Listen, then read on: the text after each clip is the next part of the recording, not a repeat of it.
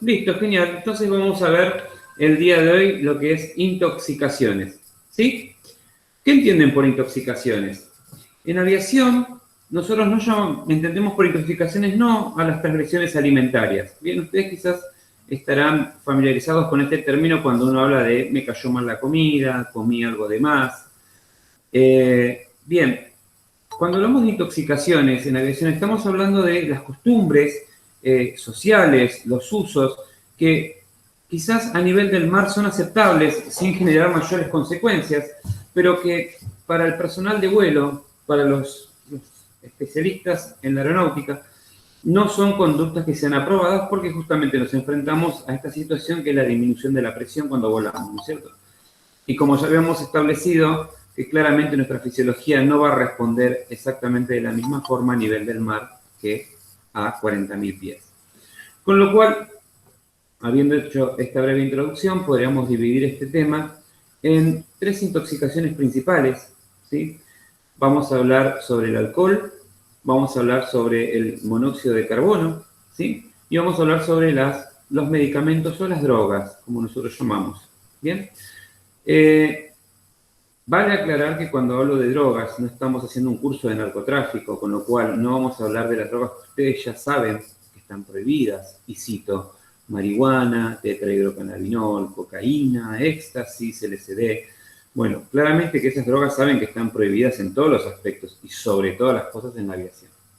Vamos a hablar acá de drogas que son de uso común, que habitualmente se consiguen hasta inclusive con venta libre, pero que por ser personal de vuelo nosotros no podemos consumir de ninguna manera, ya que presenta efectos colaterales y estos efectos pueden hacer que afecten nuestra capacidad de funciones en vuelo. Bien, entonces vamos a arrancar, por ejemplo, con una costumbre que más de uno tiene o tuvo, que se trata del monóxido de carbono. Vamos a empezar a hablar de qué forma tiene que ver con ustedes. Primero que nada establecemos qué es el monóxido de carbono. El monóxido de carbono es un gas, hasta que estamos todos claros. Es un gas igual que lo es el oxígeno. Bien, ¿qué genera monóxido de carbono? El monóxido de carbono se genera por todo aquel elemento que combustiona. Bien, si ustedes agarran un papel, agarran un fósforo, agarran un plástico y lo prenden fuego, ese humo, como consecuencia, es monóxido de carbono. Bien, yo sigo insistiendo de qué forma afecta al personal aeronáutico esto. Bueno, la forma en que nosotros socialmente incorporamos monóxido de carbono en nuestra vida es a través del cigarrillo. Bien, la combustión que produce el cigarrillo cuando fumamos. ¿Sí? Genial. ¿Por qué esta costumbre social, totalmente legal, nociva a largo plazo? Quizás, por supuesto, pero ¿por qué esta conducta social hace que sea un peligro para la aviación en el momento y no a largo plazo? Porque, como todos saben, el fumar es perjudicial para la salud, como dice la leyenda, y está asociado a un montón de enfermedades de etiologías respiratorias, y dentro de eso podemos hablar del cáncer como de las enfermedades obstructivas crónicas. Pero no es eso lo que nos estamos concentrando acá, porque en el peor de los casos sería una enfermedad a largo plazo que no tendría que ver con la situación esta. El problema del monóxido de carbono, que como es un gas, como el oxígeno, y nosotros respiramos oxígeno, el monóxido se va a meter en nuestra sangre tan fácil como lo hace el oxígeno. ¿Se acuerdan cuando hablamos de circulación? Hablamos puntualmente de lo que era la hemoglobina, lo que facilitaba la hemoglobina. La hemoglobina permitía que el glóbulo rojo pueda captar la molécula de oxígeno y entregarlas a las células. Bien, perfecto. ¿Qué pasa cuando entra el monóxido de carbono? Dijimos que vamos a tener un torrente sanguíneo saturado no solo de oxígeno, sino de monóxido de carbono. Bien, va a producirse, ¿sí? Hay un cambio químico en la hemoglobina, ¿sí? Ante la presencia del monóxido de carbono, y pasa a convertirse de hemoglobina a carboxihemoglobina. Fíjense lo que se le suma, ¿no? Carboxihemoglobina. Y puntualmente, esta carboxihemoglobina facilita que el glóbulo rojo tenga una afinidad de hasta 200 veces superior que con el oxígeno. Con lo cual, un glóbulo rojo químicamente va a preferir unirse a un monóxido de carbono, a una molécula de monóxido de carbono, y no a una molécula de oxígeno. Bien, hasta acá a nivel del mar no representaría mayor problema, porque quitando me cuesta subir la escalera o no me aguanto el tiempo completo en un partido de fútbol, para otra cosa técnicamente no me afectaría. Bien, inclusive a las personas que fuman más de un paquete por día. Pero, ¿por qué es importante en la aviación? Porque, como dijimos, el monóxido de carbono satura la sangre y hace que nuestros glóbulos rojos capten monóxido de carbono, con lo cual eventualmente va a bajar la calidad de oxigenación de nuestro cuerpo. ¿Bien? Y cuando nosotros volamos, recuerden que la presión va a disminuir. Y cuando la presión disminuye, lo que carece son las moléculas de oxígeno, porque disminuye la presión parcial de oxígeno. Entonces, imagínense que estamos ante una situación de, punto 1, una descompresión, ya sea abrupta, explosiva, como una descompresión por una falla del sistema lente. La realidad es que nosotros vamos a requerir de todos nuestros mecanismos fisiológicos para poder sobrellevar este tipo de problemas, ¿no es cierto? Y parte de los mecanismos fisiopatológicos que nosotros tenemos es, por ejemplo, la hiperventilación. Es decir, aumentar la frecuencia respiratoria por arriba de 20. Bien, a través de la hiperventilación podemos compensar la falta de oxígeno que hay en el momento. Bien, hasta acá estamos de acuerdo. Ahora, imagínense esta situación. Ustedes se fumaron unos cuantos puchitos, bien, antes de subir, porque obviamente es un viaje largo y necesitaban saturarse bien de cigarrillos para no sufrir la abstinencia. Tienen un torrente sanguíneo cargado de monóxido de carbono, ¿sí? Nosotros no vivimos de monóxido de carbono, por cierto. Entonces, pasa esta situación de cabina y ustedes tienen que empezar a hiperventilar para poder compensar la falta de oxígeno. ¿Sí? ¿Qué va a pasar? Por más que hiperventilen, por más que hagan la vertical y por más que hagan lo que quieran, en su torrente sanguíneo va a estar lleno de monóxido de carbono, con lo cual el oxígeno va a entrar en su torrente sanguíneo, pero por la intoxicación con el monóxido, sus glóbulos rojos van a seguir eligiendo este gas y no el oxígeno. Con lo cual, y en consecuencia nosotros exhalamos este gas, no lo respiramos, vamos a comenzar a funcionar definitivamente mal. Y lo que más me preocupa, ¿sí?, es cuando baja la oxigenación cerebral.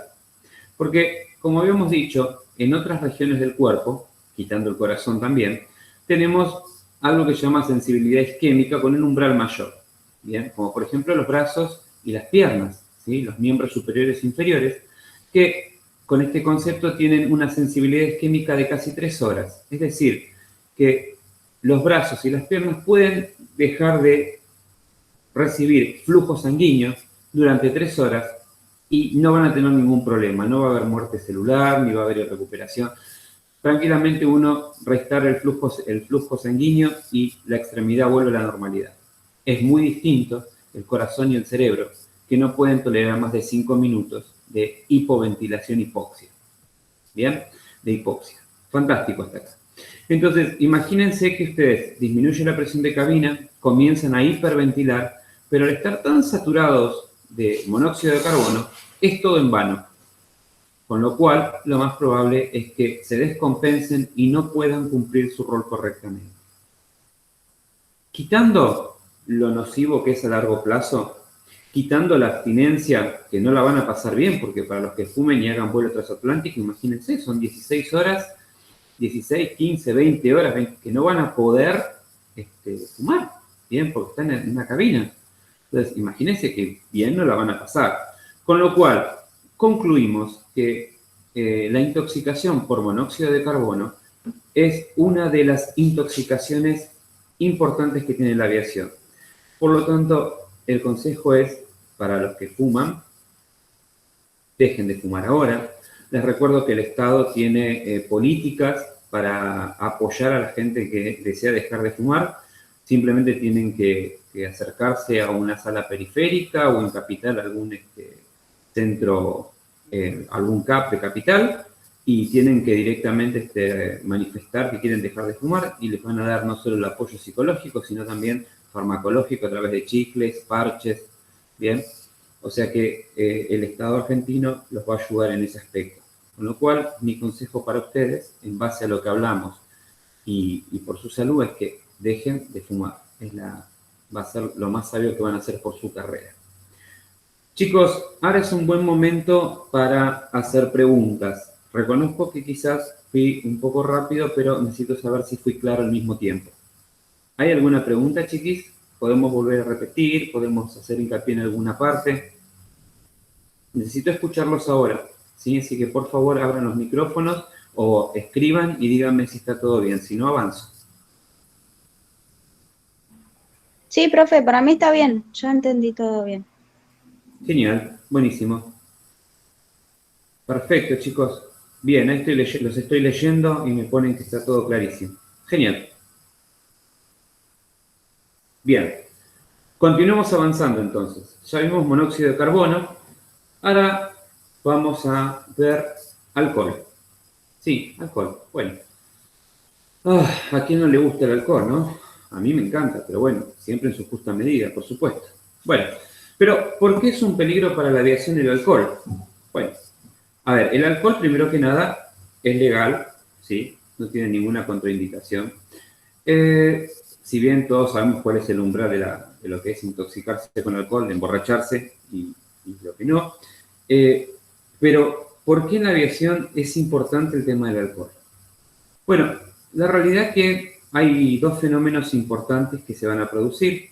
Uno, que el alcohol es una droga que va a deshidratar. Digo una droga porque toda sustancia que provoca una aceleración, una disminución de una función se considera una droga. ¿Bien? Entonces, en este caso, el alcohol va a tener cambios en nuestro cuerpo y una de las principales responsabilidades que tiene el alcohol es la deshidratación. Es decir, nosotros a medida que tomamos alcohol, ¿sí? El alcohol tiene una propiedad que es totalmente, muy parecida al agua. Es decir, que es soluble como el agua. ¿Bien? ¿Eso qué significa? De que el organismo, cuando tome contacto con el alcohol, lo va a absorber de igual forma que absorbe el agua. ¿Y cómo absorbemos agua? Teniendo en cuenta que el 70% de nuestro organismo vive del agua y necesita agua, ¿bien? Estamos preparados para absorber agua desde la boca, desde la mucosa. Es decir, todo el tejido del cuerpo que no está protegido por piel se considera mucosa. Y la mucosa viene a ser como el papel tisú de la cocina. ¿Vieron los rollos de cocina? Bueno, ¿vieron cuando cae agua? Uno apoya una servilleta de cocina y ¿qué hace con el agua? La absorbe automáticamente. Bien, eso es el tejido mucoso que nosotros tenemos. ¿Dónde tenemos mucoso? En la nariz, en la boca, las encías, por ejemplo, el paladar, bien, en los órganos genitales, en el recto. Todo lo que no está protegido por piel se considera mucosa. Bien, y esto está preparado para absorber agua como si fuera un rollo de cocina. Fantástico. Como el alcohol es soluble como el agua, ¿qué pasa? Cuando nosotros tomamos alcohol, el cuerpo absorbe alcohol de la misma forma que absorbe agua. Entonces, nosotros al primer sorbo de alcohol ya vamos a comenzar a transferir alcohol a la sangre. ¿Por qué? Porque en la boca comienza la primera absorción. No es la absorción importante. La absorción importante se va a dar en el intestino delgado. ¿Bien? Ahí es donde el cuerpo va a absorber la mayor cantidad de alcohol. Pero todo comienza en la boca. Bien, al tener tejido mucoso, el alcohol en la boca ya comienza a absorber. Por eso uno, a medida que toma alcohol, inmediatamente, una vez que tomó el primer sorbo de alcohol, va a sentir la rubicundez, el calor, la sudoración propia de sentir de que está entrando una droga en nuestro cuerpo. Bien.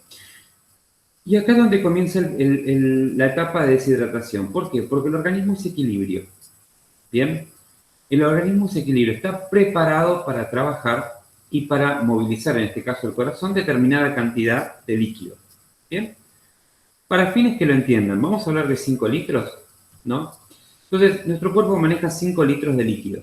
¿Bien? Como yo les dije que es equilibrio, si yo ingreso medio litro de líquido, el cuerpo, ¿qué va a tener que hacer? Va a tener que eliminar medio litro de líquido para mantener siempre los 5. ¿Bien? Entonces, en este equilibrio que hace, el cuerpo sensa que está ingresando medio litro, no de agua, sino de alcohol, que no es agua, ¿bien?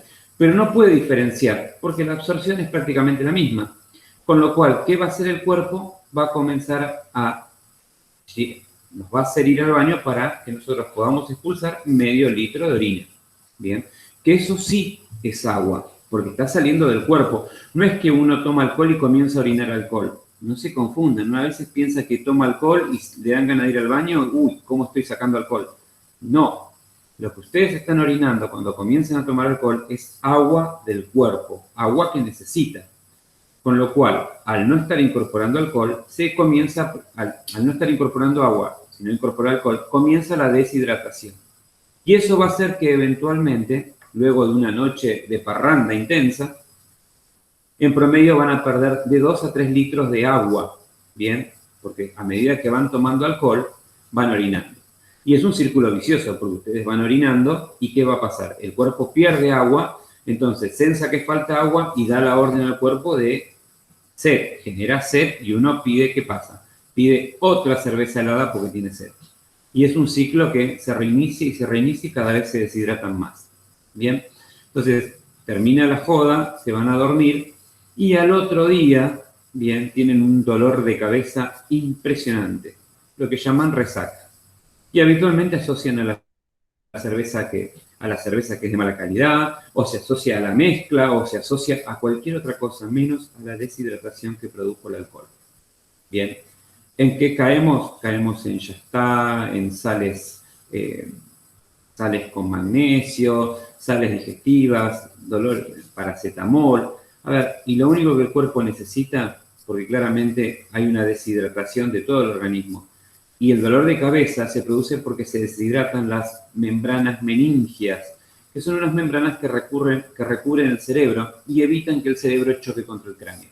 Bien, se deshidratan estas membranas, toman contacto íntimo con el cerebro y produce la cefalea. ¿Qué es lo que necesita el cuerpo? No necesita ni un yastá, ni comprimidos, ni polvos mágicos. Lo único que necesita es agua, rehidratarse. Así que cuando tengan una situación, lo que yo les recomiendo es que incorporen agua durante la fiesta, que traten de mechar entre un poco de alcohol y un poco de agua para evitar la deshidratación, y al otro día, si experimentan esta sensación, tomen mucha agua, no se estén drogando innecesariamente. Ahora, ¿por qué es importante para la aviación? Porque hasta ahora vimos una conducta típica a nivel del mar. Bueno, también sucede algo parecido a nivel sanguíneo. El alcohol, como les decía, desde el primer sorbo entra en el torrente sanguíneo. ¿Bien? ¿Y qué va a hacer en el torrente sanguíneo? Comienza a degradar la hemoglobina, altera la calidad de la hemoglobina. La hemoglobina deja de ser efectiva. Si la hemoglobina no es efectiva, recuerden que el glóbulo rojo no puede de ninguna manera captar el oxígeno. ¿Bien? Con lo cual, volvemos de vuelta a la situación y a la misma situación con el monóxido de carbono. Si nosotros necesitamos utilizar la hiperventilación para poder salir de una situación en la cual el oxígeno de cabina comienza a disminuir, claramente que nuestra hemoglobina no tiene una buena calidad, no puede cumplir una buena función, y por más que hiperventilemos, jamás vamos a poder atrapar la cantidad de oxígeno que nuestro cuerpo necesita. Por ende, va a venir la descompensación y el desmayo, porque nuestro cerebro, recuerden que cuando empieza a sufrir la falta de oxígeno, por un tema de preservación, automáticamente va a venir el desmayo. ¿Bien? Entonces, eventualmente, donde yo estoy necesitando a mi TCP para que pueda auxiliar a las demás personas, a mi TCP lo voy a tener desmayado. ¿Por qué? Porque quizás tuvo un cumpleaños de 15 al otro día, ¿bien? Y tomo un poquito de alcohol.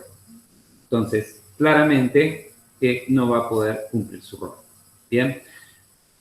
La vida aeronáutica es complicada, chicos. Tiene muchísimos sacrificios. Realmente vale la pena, es muy linda. Como les decía, yo hace 23 años que estoy en este negocio, me encanta, amo la aeronáutica, pero es muy sacrificada en estos aspectos, ¿bien? Entonces, van a entender cuando tengan ya su trabajo y su rol, van a ver de que muchas veces esto cuesta inclusive a veces decirle no a una fiesta, decir no a un cumpleaños, decir no a un casamiento, porque al otro día temprano tienen un vuelo, ¿sí? Recuerden, tienen que descansar correctamente, tienen que estar nutridos correctamente, con lo cual hay veces que llevar esta vida va a implicarles muchísimos sacrificios, ¿bien? Y parte de eso es justamente que ni siquiera podemos tomar una pequeña copa de alcohol, un sorbo de alcohol antes de volar, ¿bien? Entonces, en nuestro tiempo de descanso nos podemos relajar. Cuando estamos previo a un vuelo, no se toma alcohol y se trata de no fumar de ser posible. ¿Bien? Insisto, los que no les interese dejar de fumar van a llegar a tener problemas en caso de que tengan que hacer vuelos muy largos. ¿Bien? Ahora, hablamos sobre intoxicaciones con alcohol y hablamos de intoxicaciones de monóxido de carbono, es decir, cigarrillo. Lo que deberíamos cubrir ahora serían los medicamentos. Bien, los medicamentos, estamos hablando acá de drogas que quizás se pueden comprar en un supermercado o en un kiosco. No sé si alguna vez vieron que en algunos kioscos uno dice, tenés una buscapina, y sacan una cajita con un montón de comprimidos recortados y te dicen, sí, toma una buscapina. Bien, está perfectamente, totalmente mal esto, ¿no es cierto? Está mal por donde se lo mire, pero bueno, no importa, son las costumbres que tenemos y habitualmente pasa así, ¿no? Que uno quiere comprar algún medicamento y tiene en la farmacia y tiene en el supermercado, con el kiosquito. Bien, estamos hablando de este tipo de drogas, ¿no? Drogas de que uno totalmente ha tomado y seguramente no tiene mayores complicaciones, son totalmente legales, pero a nivel del mar sucede esto. Cuando volamos, como en el mismo caso anterior, tenemos que limitarlos. Entonces, podríamos dividir estas drogas en 5 tipos distintos de medicamentos o de sustancias que nosotros no podemos consumir, no porque sean ilegales ni prohibidas, sino porque van a tener efectos colaterales en nuestra fisiología, que van a terminar afectando nuestra capacidad de funcionamiento a bordo. Bien, entonces podríamos empezar hablando de la primera, ¿sí? Vamos a hablar de lo que son los antihistamínicos, ¿bien? Drogas llamadas antihistamínicos. ¿Para qué son los antihistamínicos? Los antihistamínicos son drogas que se utilizan para controlar la liberación histamínica, ¿bien? Es decir, cuando nuestro cuerpo se ve expuesto a patógenos, a agentes externos, ¿bien? A nuestro organismo, va a desencadenar una respuesta inmunológica, ¿bien? En este caso va a ser la liberación de histamina. Por ejemplo, en las picaduras de los mosquitos, vieron que pica mucho. Cuando pica el mosquito quedó una superficie alterada, una pústula blanca, ¿bien? Que pica. Bien, esto es la histamina. Cuando, por ejemplo, en primavera los árboles inician su reproducción, que es la liberación de polen, ¿sí? Estas esporas al aire, las personas que son sumamente alérgicas respiran y como consecuencia el organismo responde en forma agresiva, liberando histamina, produciendo las famosas rinitis, ¿bien? Las rinitis alérgicas o las rinitis estacionales. Quizás algunos las sufren, otros no, pero las rinitis son algo incómodo porque inflaman totalmente la nariz, no permitiendo que podamos respirar por ellos, y no tenemos que respirar por la boca, y es algo realmente incómodo. Bien, esto es la histamina, es una respuesta inmunológica del organismo. Bien, habitualmente utilizamos una droga que es natural, antigua, altamente efectiva, bien, llamada difenhidramina, ¿sí? La difenhidramina es un antihistamínico que tiene muchísimos años en el mercado, es realmente muy efectiva en el tratamiento de la liberación histamínica, pero que tiene un efecto, ¿bien? Tiene un efecto colateral importante, es decir, el efecto colateral es un efecto que no deseamos, no queremos, pero que lo va a producir esta droga cuando entra en contacto con nuestra fisiología, y es la somnolencia, ¿sí? La difenhidramina produce sueño. Es un buen antihistamínico, pero por ende produce sueño. Bien. Ejemplos de difenhidramina en el mercado, por ejemplo, el Caladril. Bien, el Caladril, la crema que se le pone a los chicos para la picadura de mosquitos, es en base a difenhidramina. El Benadryl, por ejemplo, el nombre comercial, estamos hablando Benadryl, es difenhidramina y es un antihistamínico, pero insisto, produce muchísimo sueño. Bien. Con lo cual, es más, ahora me estoy acordando de un nuevo medicamento que se llama Sleepy, no sé si lo vieron en la propaganda hace poco, que es una ovejita y la hace el conductor de Telefe Noticias, hace la propaganda, bueno, y si ustedes hacen hincapié en Sleepy, ¿bien? Van a ver que la droga del Sleepy, que es una droga justamente no sedativa, que no genera adicción, es para dormir mejor, contiene difenhidramina como principio activo, ¿bien? Esto significa que están utilizando el efecto colateral de la difenhidramina no como antihistamínico, sino como un inductor del sueño, ¿bien? Entonces, Profe, sí. las cosas que tomamos si tenemos alergia son antihistamínicos, ¿no? Claro, correcto, pero hay opciones, ¿bien? O sea, ahora voy a eso, ¿bien? Nosotros sabemos que no podemos consumir difenhidramina como antihistamínico, que es por excelencia una excelente droga para las reacciones inflamatorias, ¿bien? Alérgicas. Ahora, ¿tenemos opciones? Por supuesto que hay opciones de mercado, que son drogas que no son tan naturales como la difenhidramina, son diseñadas, pero que justamente fueron creadas para eliminar el efecto colateral de la difenhidramina.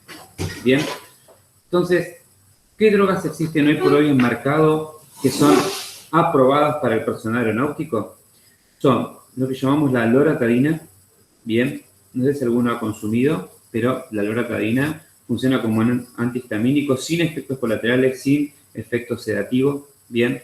Tenemos otra droga que se llama la cetiricina, bien, es una droga realmente nueva, con muy buen efecto antihistamínico. Y lo último que ha salido, que no es muy económico, pero es altamente efectivo, es la fexofenadina. Bien, es una droga antihistamínica por excelencia, anda muy bien en las personas sumamente alérgicas, pero que el costo que tiene es realmente alto, bien, comparado a lo que es una loratadina, ¿sí? Podríamos decir que 10-1, es decir, con 10 blisters de loratadina me compraría uno de fexofenadina, para que se den una idea más o menos del costo que puede llegar a tener. Siempre insisto, bien, si bien es una realidad que la loratadina, por ejemplo, al igual que la difenhidramina, son de venta libre en una farmacia o en el kiosco, por ejemplo, o en el supermercado, que habitualmente tienen la cajita llena de droguitas, pueden encontrar hasta difenhidramina en comprimidos, ¿bien? Entonces, fíjense que no es tampoco inaccesible poder comprar este tipo de drogas. Pero recuerden que siempre tienen que tener indicación médica para lo que sea. Por más que ustedes sean altamente alérgicos y tengan indicada loratadina, no pueden pasar a la cetericina o a la fexofenadina porque creen que es mejor. Tienen que tener la indicación médica, ¿bien? Pero tienen que saber de que existen opciones a la difenhidramina y para las personas sumamente alérgicos pueden recurrir a estos justamente para tratar su problema sin tener que atentar contra su estado aeronáutico, ¿bien? Su estado fisiológico. Ahora, como les dije, la difenhidramina al producir este efecto del sueño hace de que nuestro cerebro realmente entre en lentezca, no esté con la misma actividad que tiene siempre porque hay una droga que está afectándolo, por supuesto. Si yo, insisto, estoy a nivel del mar, no tengo ningún problema porque rara vez me va a producir algún trastorno. Pero cuando yo estoy volando, recuerden que necesito estar totalmente activo y conectado con todo lo que está sucediendo, porque forma parte de la seguridad operativa del vuelo, con lo cual no puedo tolerar estar somnoliento. Por eso siempre insisto en esto de que uno cuando sale a volar tiene que tener el descanso apropiado, ¿bien? Y sobre todas las cosas no sumarle, incorporar medicamentos como la difenhidramina que van a hacer justamente todo lo contrario de lo que yo pretendo. ¿Bien? ¿Hay alguna duda con lo que es la difenhidramina? Yo sé que esto puede dar dudas porque hay muchos que son alérgicos, pero creo que también las opciones las han manejado o alguno ha consumido. ¿Están de acuerdo? Quiero escucharlos. Sí, profe. Bien, fantástico. Hoy están medio tímidos, me parece. Continuemos. Genial. Me veo obligado siempre a preguntarles, chicos, porque esta forma de dar clases es buenísima, es realmente apropiada para la situación que vivimos, pero necesito saber si del otro lado me escuchan, si están recibiendo, si comprenden, si entienden, para que no sea un monólogo, ¿sí? Entonces, que me pongan cada tanto venimos bien o no cuando pregunto, me sirve a mí para Sí, saber. profe, se escucha bien, se ve bien todo. Genial, gracias, te agradezco muchísimo. Por favor, cuando vean que no se escucha bien o no sale bien, interrumpan, manden un mensaje, algo para que no hable innecesariamente y podamos arreglar la situación. Bien, vamos a pasar, ya vimos la difenhidramina, bien, droga antihistamínica que está prohibida por los efectos sedativos. Vamos a hablar de otras drogas que, a ver, no tienen, a diferencia de la difenhidramina que tiene reemplazo, no tienen reemplazo, pero justamente por no tener reemplazo, directamente uno no puede cumplir la función aeronáutica mientras esté bajo efecto de estas drogas. Bien, y vamos a pasar a hablar de lo que llamamos benzodiazepinas o ansiolíticos. Bien, las benzodiazepinas es la familia a la cual pertenece y son conocidas como ansiolíticos. Bien, quizás han escuchado hablar de drogas como clonazepam, alprazolam, midazolam, lorazepam, bien. Otra droga que se me ocurre ahora es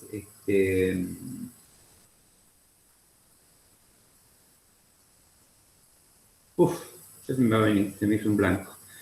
Bueno, son drogas, bromazepam era el otro, el exotanil. Son drogas que se consideran ansiolíticas y son para tratar distintas patologías psiquiátricas.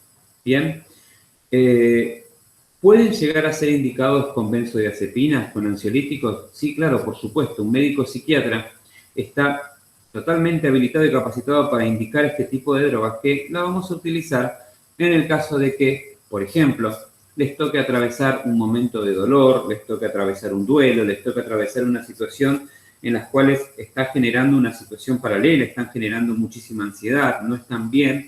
Entonces van a requerir psicoterapia, bien, van a requerir ir al psicólogo y van a requerir también quizás algún medicamento, bien, como para ayudar a todo este contexto. Fantástico. Estas drogas, me encantaría decirles que hay opciones para que puedan volar y consumirlas, pero no las hay. Con lo cual, que si el día de mañana alguno de ustedes tiene que terminar siendo medicado con ansiolíticos, bien, no van a poder volar mientras dure el consumo de esta droga.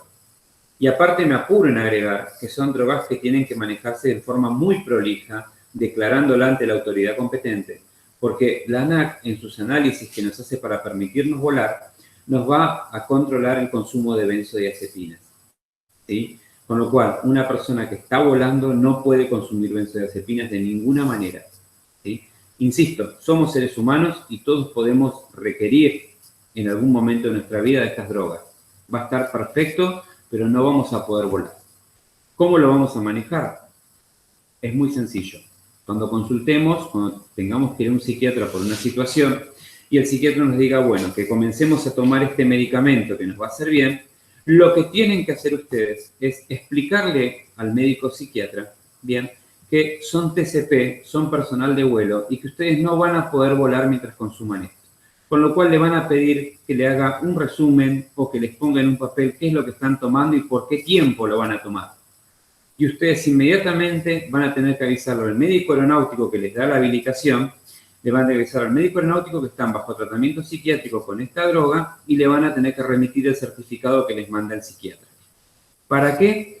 Porque automáticamente van a ser bajados de vuelo y se le va a informar a su empleador, por supuesto, ustedes también, de que no van a poder volar por esta razón, porque están bajo tratamiento psiquiátrico con medicamento psicofarmacológico. A ver, esperen que tengo un mensaje que me están preguntando.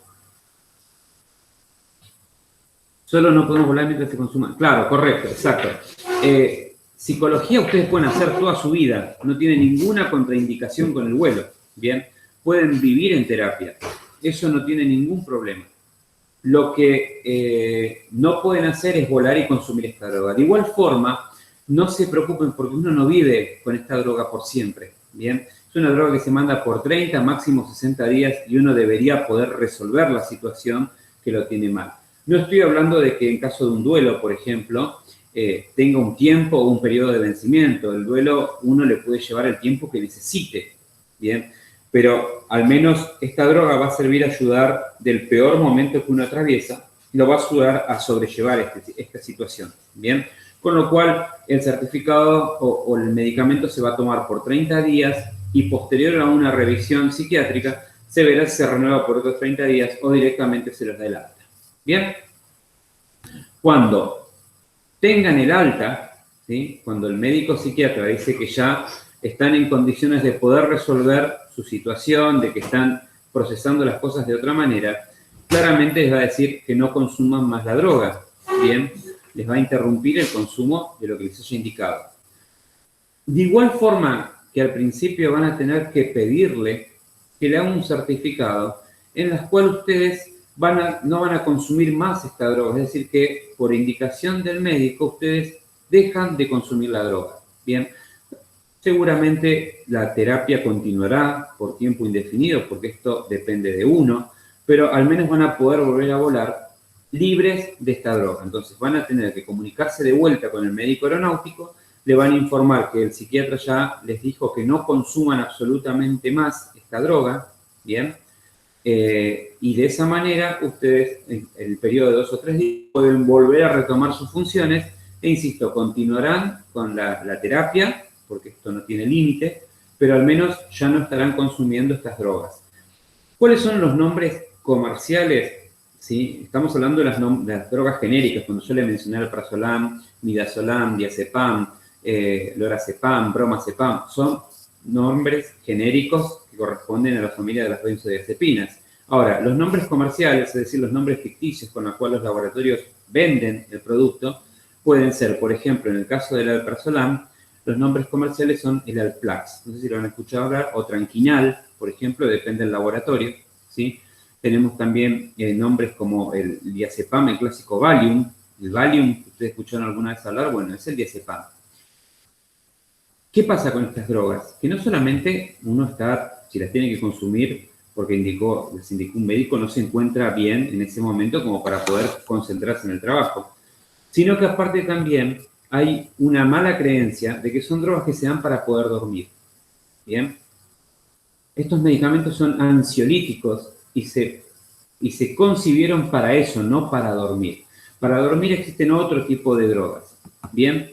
Con lo cual no hay que confundirse, porque quizás más de uno habrá tenido un trastorno de sueño y le han dicho tomate un alprazolam que vas a dormir, ¿sí? Claramente puede dar sueño, al igual que el diazepam, que la difenhidramina, quizás un poco más intenso, pero no es el propósito de la droga. Son drogas ansiolíticas, ¿bien? Son para una indicación clínica psiquiátrica y no es para consumo general, ¿bien? Para trastornos de sueño. Ahora, es importante que tengan en claro esto de que cada vez que ustedes incorporan una droga a su vida, indicada por un médico, porque están cursando una situación puntual, ¿bien? Ya sea de origen ginecológico en el caso de las mujeres, o en los hombres, o en general, de las drogas que sean, recuerden siempre consultar con su médico aeronáutico si tiene algún impedimento, alguna contraindicación para el vuelo. Porque en caso de ser así, el médico aeronáutico les va a pedir que busquen un opcional o les va a comentar de que eso no lo pueden consumir, con lo cual si no hay opcionales, van a tener que ser bajados de vuelo hasta que puedan resolver la situación. ¿Hay alguna pregunta? ¿Profe? Sí. Sí. Todas estas drogas, por ejemplo, el clonazepam, todo eso, Sí. es como que te calma, ¿no? Te saca la ansiedad, ¿no? Ese efecto en el cuerpo. Sí, mira, la O, realidad es que me estaría metiendo en un campo que no es el mío, ¿bien? Es propiamente de la psiquiatría, ¿bien? De la forma en cómo funcionan los ansiolíticos puntualmente, ¿sí? Pero la realidad es que sí, tienden a ayudarte, pero no son mágicos, ¿bien? Tienden a ayudarte a sobrellevar la angustia que estás viviendo en ese momento, pero la realidad es que con el medicamento solo no alcanza, ¿sí? Sino que tenemos que hacer psicoterapia también, ir al psicólogo, ¿bien? ¿Por qué? Porque claramente que el fármaco nos ayuda en ese momento, pero realmente los problemas que estamos teniendo los vamos a poder resolver recién con un profesional que entiende de psicología. ¿y Pero, cuál es sí, la sustancia que tiene que hace eso en el cuerpo? ¿Qué es no sé, cuál es lo que genera? O sea, ¿de qué está hecho? No sé si... ¿Por qué hace eso? Vos me decís por qué porque la pregunta no la tengo muy clara. ¿Vos querés hablar de química, de cómo de cómo funciona Sí, o químicamente, sea, ¿qué es lo que tiene la pastilla que te hace eso? que funciona como un ansiolítico? Bueno, existen neurotransmisores, por eso no sé si la explicación quizás no va a ser un poco más enroscada. Existen neurotransmisores que uno genera ante una situación de estrés, ¿no es cierto?, que terminan afectando el funcionamiento cerebral. Estas drogas habitualmente inhiben esos neurotransmisores que hacen que nuestro cerebro no funcione bien. La verdad que ir más, indagar más en esto es ir más en lo químico. No sé si tiene sentido para la clase en este momento. Sí, bueno, Simplemente digo que cuando uno no está atravesando buenos momentos, genera estas sustancias que se llaman neurotransmisores. Bien, estos neurotransmisores terminan afectando sobre determinadas células cerebrales que obviamente producen lo que llamamos una depresión, una crisis de ansiedad. Químicamente es algo mucho más complejo. Bien, pero a rasgos generales podríamos entender qué es esto. Lo que hacen estas drogas es evitar que estos neurotransmisores se generen y uno tiende, digamos, por más que esté atravesando una mala situación, tomando estas drogas no genera eso que complementa el cuadro, que es sentirse realmente deprimido. ¿Bien? ah, entendí, gracias. No, no importa. Bien. ¿Tienen en claro por qué no pueden consumir benzodiazepinas sin informar al médico aeronáutico y sin funciones de vuelo? Bien. Genial. Genial. Entonces, fíjense que ya hablamos de difenidramina, que era algo sencillo de conseguir dentro de todo, y hablamos también de ansiolíticos que se tienen que vender bajo doble receta, archivados, o sea que no es tan fácil ir y comprar ansiolíticos. Claramente los ansiolíticos se venden en la farmacia, ¿bien? Y con este esquema justamente doble receta, porque son controlados. Ahora, son fáciles de adquirir porque muchas veces nuestros padres o abuelos tienen la medicación y uno puede acceder a través de ellos, ¿no es cierto?, a estas drogas. Entonces, acá el tema no es evitar de que ustedes las consuman, sino que entiendan lo que está pasando. Porque, insisto, no importa que no tengan la doble receta, pueden llegar a conseguir esta droga en alguna forma. Pero el tema es que entiendan, o al menos si la consumen, sepan que se están metiendo en problemas. ¿Bien? Porque cuando están volando no pueden consumir ningún tipo de ansiolítico. Como les decía, el Valium, el Alplax, el Tranquinal, el Lexotanil, son todos nombres. De igual forma no tienen por qué saber esto, porque si me hacen caso y consultan con el médico aeronáutico cada vez que le indican una droga, nunca van a tener ningún tipo de problema. ¿Bien? Entonces, ahora, dijimos, hablamos de difenidramina y hablamos de ansiolíticos. Vamos a hablar de otra droga que, a ver, también es de venta libre, ¿bien? Y es peligrosa para la aviación. Bien, estamos hablando de los antigripales, los factores antigripales, los famosos factores antigripales. Bien, denme un minuto, por favor.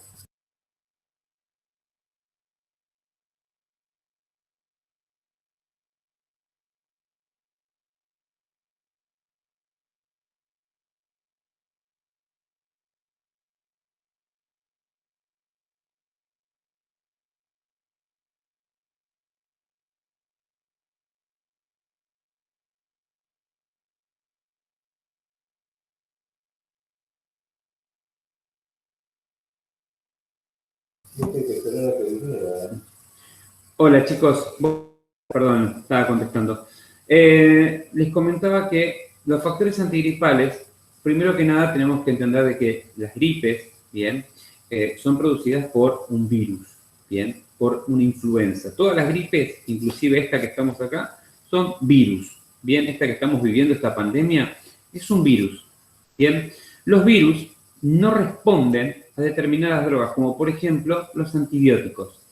Porque los antibióticos son drogas que afectan la pared celular de las bacterias, es decir, que de alguna manera destruyen la pared celular de las bacterias, produciendo la muerte de la bacteria. puede combatir infecciones. Los virus no tienen material genético, no tienen cuerpo celular, ¿bien? Es una cadena de proteínas, no tienen algo que pueda atacar el antibiótico, ¿correcto? Con lo cual, una gripe, por más antibiótico que uno consuma, no va a hacer absolutamente nada y va a cursar el periodo normal que lleva una gripe, ¿bien? Yo siempre cito a un gran médico y amigo, el doctor Juan Carlos Bogart, y él dice que una gripe con tratamiento médico va a durar 7 días. Y una gripe sin tratamiento médico va a durar 7 días. Esto significa que las gripes, uno no puede afectar el promedio de la vida del virus. Bien, el virus va a entrar en el organismo, va a cumplir su ciclo y luego se va a terminar. Hay determinados virus, bien, que cuando ingresan en el cuerpo producen tanto destrozo que uno no puede sobrevivir 7 días y al cuarto o quinto día se termina muriendo porque claramente produce tanto daño que no podemos sobrevivir. Bien, pero eventualmente si uno puede sobrellevar todos los síntomas que produce el virus, bien, claramente va a salir adelante. Bien, pero no consumiendo antibióticos. A nivel aeronáutico, tienen que recordar, bien, cuando veamos oído vamos a entenderlo mejor, pero tienen que recordar que cuando una persona está engripada, no vuela. No vuela porque no va a tener la capacidad de poder ventilar el oído medio. Ya vamos a ver cuando veamos oído y anatomía, fisiología y patología del oído, que es el tema que continúa, vamos a entender por qué sucede esto, ¿bien? Pero cuando estamos engripados, nosotros no volamos, ¿sí? Vamos a tener incapacidad de ventilar el oído medio y esa situación que sucede, que se nos tapa el oído permanentemente y que la podemos manejar tragando o masticando, estando resfriados, va a ser totalmente en vano. Por más que hagamos todo eso, no vamos a tener absolutamente ningún tipo de resultado, ¿bien? Justamente por esto, porque estamos volando engripados, ¿bien? Con lo cual, una vez que cuando estamos engripados, no solo que no vamos a volar, ¿sí?, sino que vamos a tener que hacer reposo para que nuestro cuerpo pueda guardar energías y pelear contra el virus, ¿bien? Obviamente vamos a tener que avisarle al médico aeronáutico. El médico aeronáutico nos va a dar el certificado, nos va a convalidar el tiempo, los 5 días de que nos lleve la gripe, ¿bien? Y lo que no podemos consumir son factores antigripales, ¿bien? Fantástico. ¿Por qué? Porque los factores antigripales lo único que van a hacer mejorar, tapar los síntomas. Van a tapar los síntomas, no van a tratar absolutamente nada. No nos van a curar, ¿bien? Pero sí que va a pasar. Los factores antigripales habitualmente son compuestos de drogas en los cuales ponen analgésicos, ponen drogas que afectan el sistema nervioso, ponen un montón de cóctel de drogas que nos ayudan con los síntomas de la gripe, ¿bien? Pero que claramente nosotros no podemos consumir porque necesitamos nuestro sistema nervioso en condiciones. ¿Bien? Y porque aparte, como les dije, estando engripados no volamos. ¿Bien? Con lo cual, lo que estoy hablándole es puntualmente de lo que son la efedrina, la fenilefrina, que son drogas que sirven para combatir la astenia, es decir, la debilidad que nos producen las gripes, esa debilidad que nos tiende a tirarnos en la cama y a no levantarnos, ¿bien? Ese tipo de debilidad se combate con estas drogas que estimulan el sistema nervioso y nos hacen acelerar de 80 a 120, ¿bien? Claramente, como les dije, no tenemos por qué consumir los factores antigripales y sobre todas las cosas no tenemos por qué exponernos a este tipo de drogas aceleradoras de nuestro sistema nervioso, agotando recursos que podemos llegar a necesitar en caso de que tengamos una emergencia de cabina. Con lo cual, no solamente que no volamos, sino que tampoco podemos consumir absolutamente ningún factor antigripal. Me están preguntando... no. Cuando ustedes sientan síntomas de gripe, tienen que consultar. La realidad y la estadística, chicos, es que uno no se engripa más de 2 veces por año. ¿Bien? No es que uno vive engripado, ¿eh? Uno no se engripa más de 2 veces por año. Y cuando cursa la gripe, tiene que ver al médico y el médico le va a dar los 5 días, los 6 días, lo que corresponda, lo que crea conveniente. ¿Bien? pero nosotros no podemos volar con el menor de los síntomas de gripe, ¿bien? No volamos directamente porque, insisto, puede terminar mal con inclusive un traumatismo en la membrana timpánica, que ya vamos a ver, es el próximo tema, en la otra hora vamos a comenzar a ver oído, y podemos terminar con una ruptura de la membrana timpánica, ¿bien? Y ya vamos a entender por qué, ¿sí? Y les puedo asegurar que esto no es nada grato, porque si nosotros rompemos la membrana timpánica, vamos a experimentar hipoacusia instantánea. ¿Bien? Fantástico. Ahora, dijimos que conocimos tres drogas y el porqué, ¿no? La difenhidramina, los ansiolíticos y ahora conocimos los factores antigripales. Bien. Existen dos drogas más que me gustaría ver. Una es lo que llamamos energizantes. Bien. ¿Los energizantes cuáles son? Son los que ustedes conocen perfectamente. Todas las drogas que estimulan el sistema nervioso para quitarnos el sueño, la falta de ganas, bien puntualmente consumidos cuando uno está de fiesta toda la noche o pasa una noche complicada y el otro día necesita estar bien en el trabajo. Entonces consume estos energizantes como son el Speed, el Red Bull, el RAP y todos los nombres comerciales que ustedes saben. Entonces yo no consumí nunca, pero supongo que ustedes los conocen de pe a pa. Todos estos productos, bien, ¿qué hacen? Producen estimulación del sistema nervioso a base de la taurina, tienen taurina, cafeína, bien. Son todos productos que van a hacer de que nosotros, aceleremos nuestro sistema nervioso, bien, para poder estar conscientes, pero la realidad es que yo necesito personas que están totalmente conectadas con la actividad y no que estén conectadas a través de medios artificiales, ¿bien? Porque ustedes no pueden estar permanentemente consumiendo esto porque están llevando al límite su cuerpo. Con lo cual, si ustedes no tuvieron una mala noche, no pudieron dormir y no están en condiciones de volar, es importante la responsabilidad de llegar y de referir, yo no pude volar, tuve una mala noche, ¿bien? Por lo cual no estoy en condiciones de volar, ¿bien? Ahora, me están preguntando si el café es un energizante. El café, ¿sí?, está compuesto por cafeína, como ustedes saben, y sí, la cafeína es un energizante, pero no significa que por ser personal aeronáutico no podemos tomar café. Podemos desayunar con un café con leche, como todo el mundo, bien, pero lo que no podemos es beber café cada 5 minutos, bien, porque claramente que la acumulación de tanto café en nuestro organismo va a producir una aceleración del sistema nervioso y ya pasa a ser una droga, más que un medio, una infusión caliente como para, ¿no es cierto?, sobrellevar la mañana. Entonces, es perfecto que uno desayune, bien, pero siendo personal aeronáutico uno no puede desayunar y tomar un café cada media hora, bien, porque claramente que va a cumplir una aceleración de una función, claramente que lo va a lograr, bien.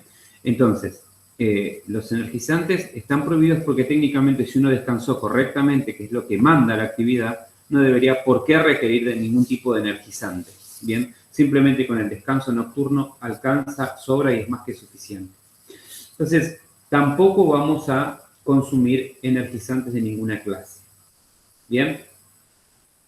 Y la última que nos tocaría ver, que ya no es algo muy común, pero que antiguamente era muy común, pero que por programa tendríamos que hablarlo, son las drogas que se consideran anorexígenas. ¿Bien? Los anorexígenos son drogas que quitan el apetito. ¿Bien?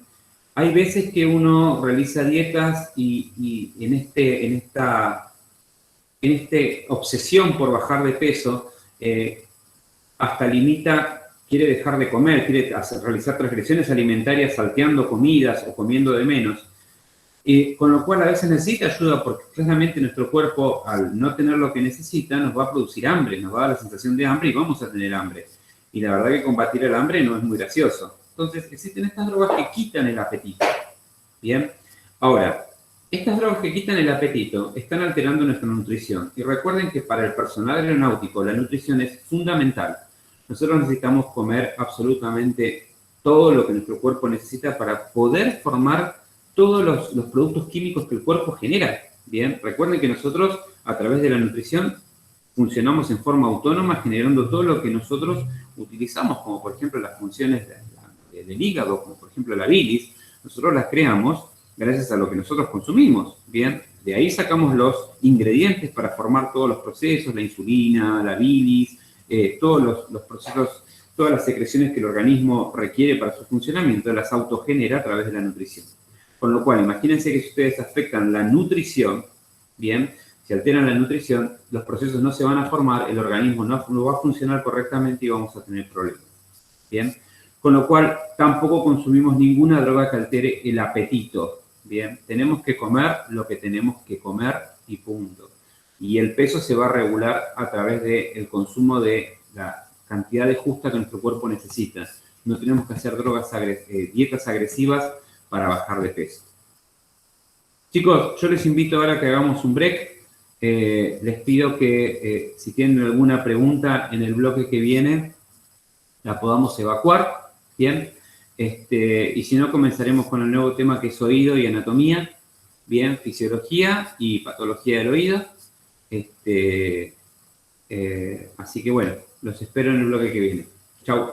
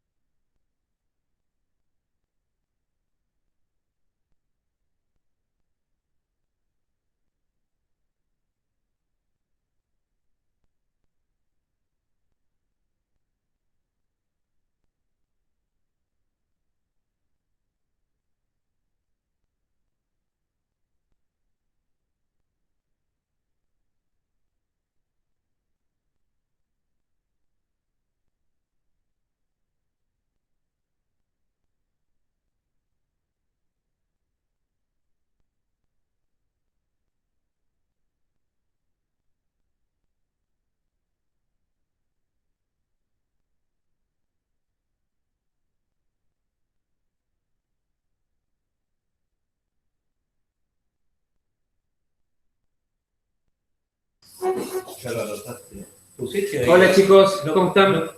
no pusiste el agua caliente, boludo.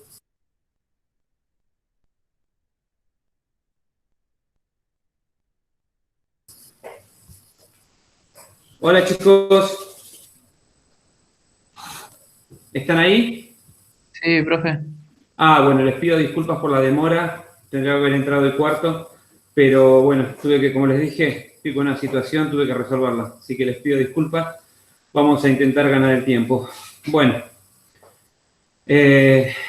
resulta que tenemos que hablar sobre oído, ¿bien? ¿Qué sabemos del oído? ¿Mm? El oído, como ustedes sabrán, lo usamos para escuchar, ¿bien? O para poner los auriculares, o para colocar los expansores, o los piercing, o los aritos, ¿bien? Pero digamos que el oído, desde el punto de vista de la fisiología, tiene muchas más aplicaciones de las que nosotros creemos, ¿bien? Por ejemplo, sí es una realidad que sirve para escuchar y para entender cómo es que, exacto, Agustina me pone el equilibrio. Perfecto, Agustina. Es el equilibrio también. El oído es importante, al menos, no como la función de oído, sino que en la estructura anatómica donde está alojado el aparato auditivo, también se encuentra la estructura del equilibrio, que es el aparato vestibular. Bien, el aparato vestibular no lo solemos ver a esta altura, sino que lo vemos con Factores Humanos 2 Medicina. Con lo cual, en este momento nos vamos a concentrar en conocer el oído en su función como aparato de la audición.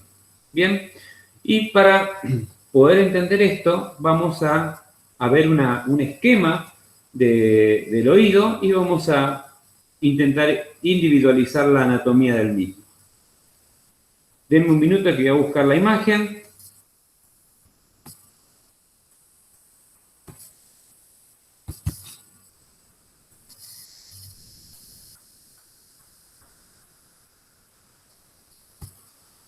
Bien, vamos a compartir, así podemos ver la imagen.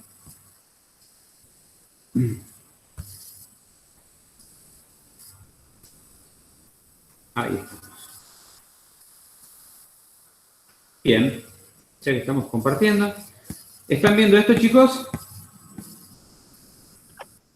Sí, profe. Genial. Lo que vamos a ver ahora es también parte de la tarea, bien, lo que ya les había adelantado en los ítems del curso, ¿no? Pero bueno, ahora vamos a ver las láminas del oído como para que podamos entender un poquito de qué estamos hablando. ¿Bien? Ahí está. ¿Todos están viendo esto? Sí. Bien.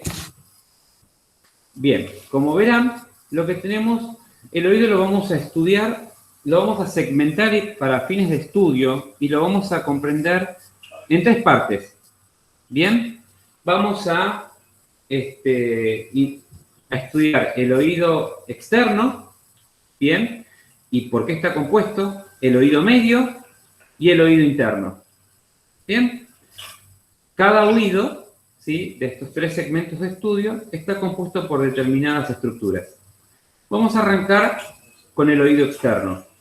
Bien, el oído externo está compuesto por el pabellón auricular, como pueden ver, el pabellón auricular y el conducto auditivo. Bien, el conducto auditivo, esperen que yo voy a poner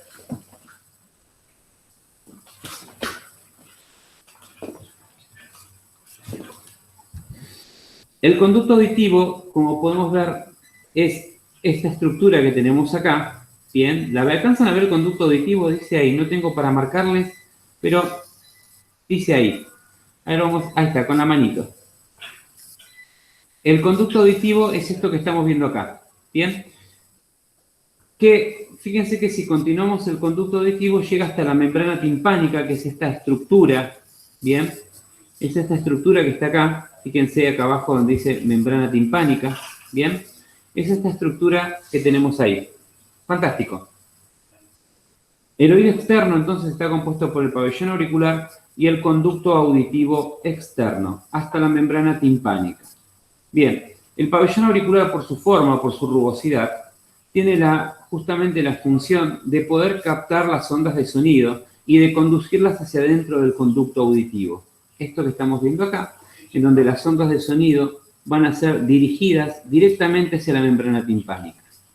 Bien, esta es la composición del oído externo. Bien, vamos a pasar a identificar el oído medio. El oído medio está compuesto por la membrana timpánica y los huesecillos propios del oído, es decir, el martillo, el yunque y el estribo. Bien, todos estos huesecillos, junto con la membrana timpánica, se encuentran dentro de esta estructura que es totalmente hueca, que donde se encuentra, donde hay aire, bien, tiene que haber aire, se encuentra el oído medio.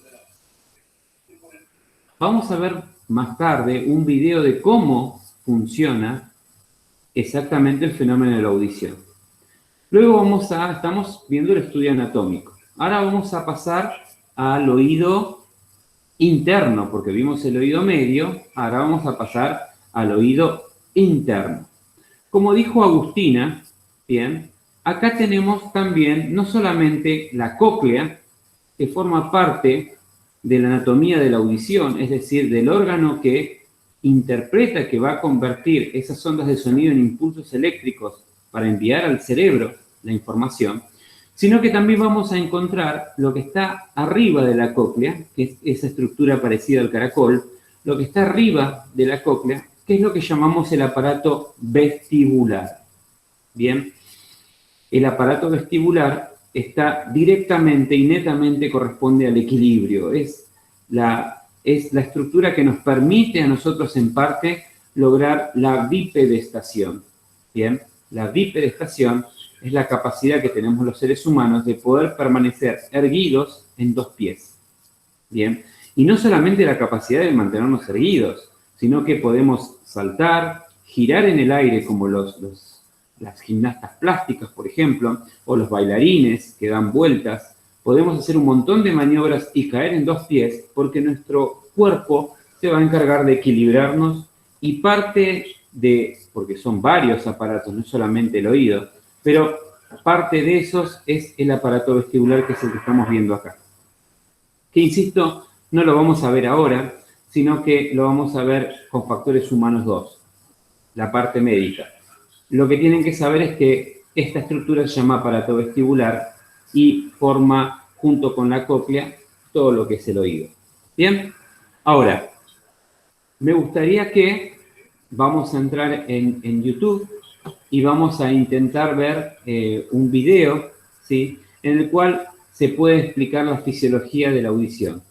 Aunque, para hacer un resumen rápido, las ondas de sonido van a ingresar por el pabellón auricular y van a ser conducidas por esa rugosidad que tiene hacia el conducto auditivo.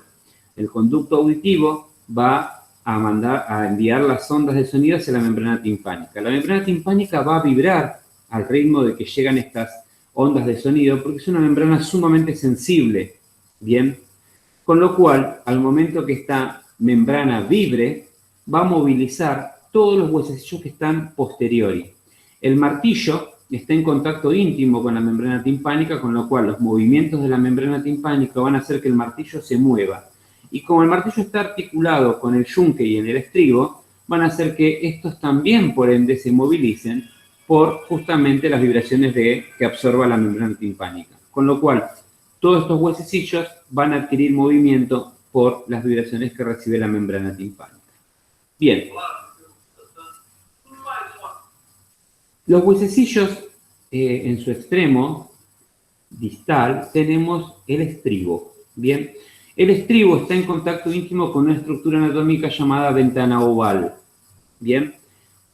¿Qué va a hacer? Como vamos a ver en el video, el estribo, como se va a movilizar al ritmo de los golpes que recibe la membrana timpánica, va a comenzar a estimular la cóclea, que la cóclea por dentro está lleno de un líquido, bien, está toda llena de líquido, rellena de líquido todo este caracol, llamado endolinfa, bien, es un líquido espeso.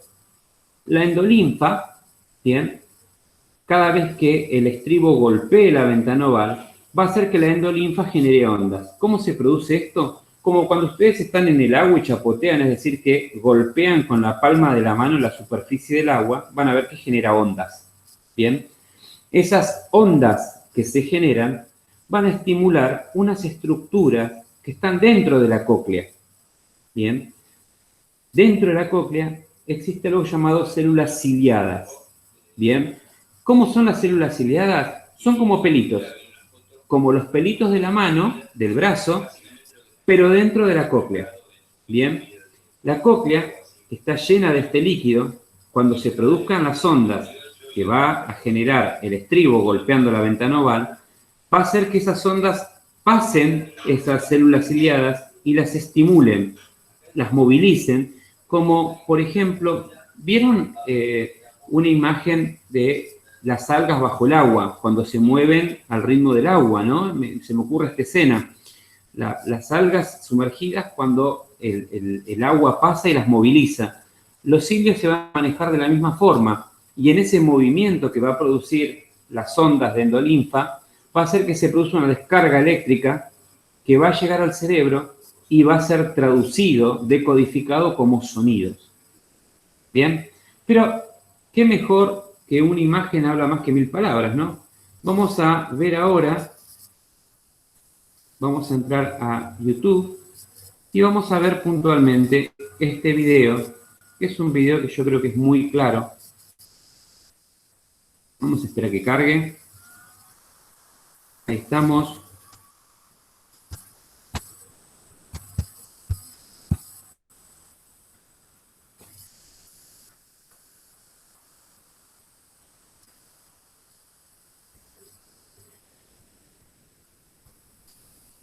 Está medio lenta hoy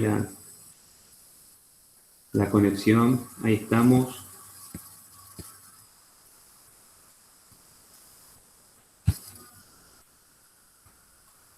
¿Están viendo el video, Muchos chicos? de nosotros extrañamos ir a la peluquería. Mi esposa me ha dicho, yo te corto el cabello. ¿Pueden escuchar el sonido? Sí, Sí, profe. Bueno, ahí estamos. Fíjense. El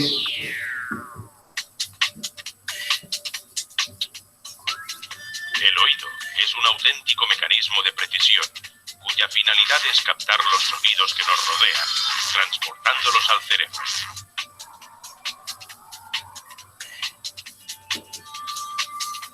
Cuando se produce un sonido, el aire vibra creando una onda sonora.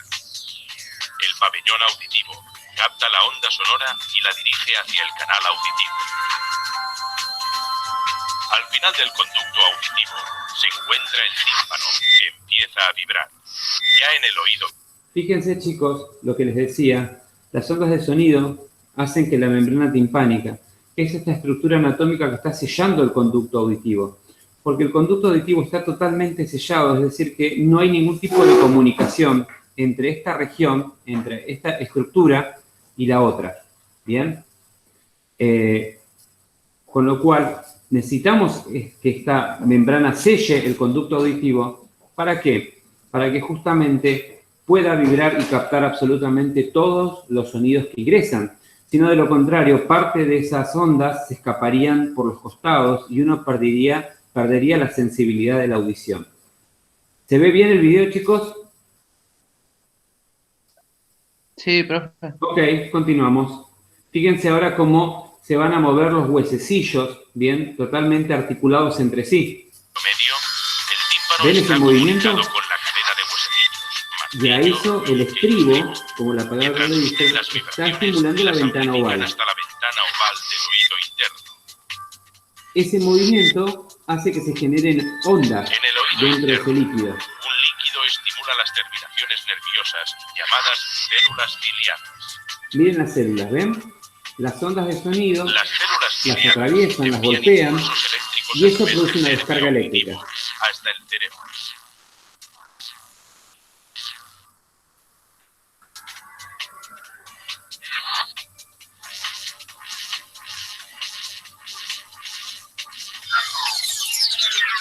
El cerebro decodifica estos impulsos, produciéndose entonces el fenómeno de la audición.